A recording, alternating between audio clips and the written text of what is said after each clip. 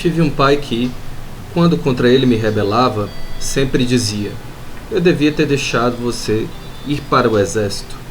Lá você tomaria jeito de homem disciplinado para honrar o meu nome.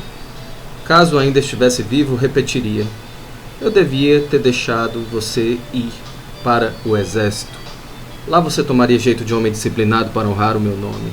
Como é perceptível, não se tratava de um discurso inamovível de qualquer exército, mas do exército nos moldes de uma ambiguidade entre a profanação bolsonarista, helenista, de Vilas Boas também, e poder ultra-religioso, baixo clero, enquanto mediador do porrete divino sob a batuta do Antigo Testamento.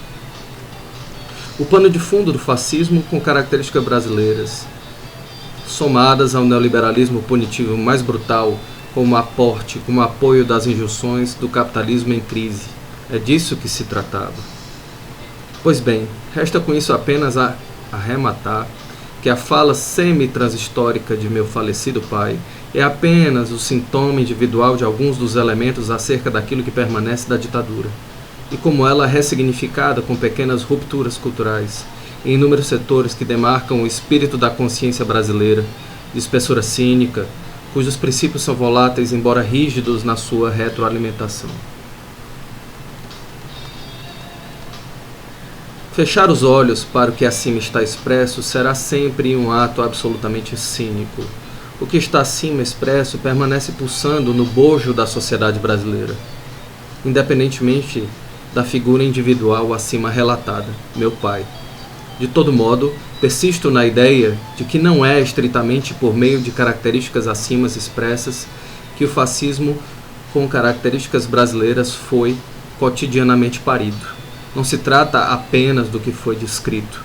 É preciso fazer um estudo aprofundado das diversas esferas culturais e hegemônicas e ideológicas nacionais que permitam a realização de um inventário do espírito plural de um tempo cultural cuja espessura está encarnada em diversas expressões do dia a dia.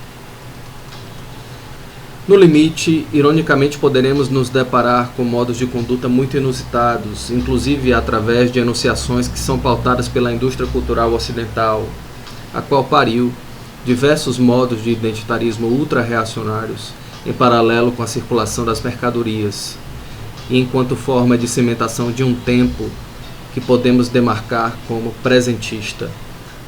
Um tempo presentista, pulverizado em si mesmo, como Hartog dizia, a ser rebocado pelas pressões de uma crise econômico-política e sanitária na qual, para além da burguesia e da aristocracia brasileira, para além dela, a fascistização social foi transformada na moeda de troca dos modos de interação entre os agentes sociais. No limite, é a dissolução interna do país que segue como horizonte, sem nenhuma transcendência possível que possa reverter a roda da história.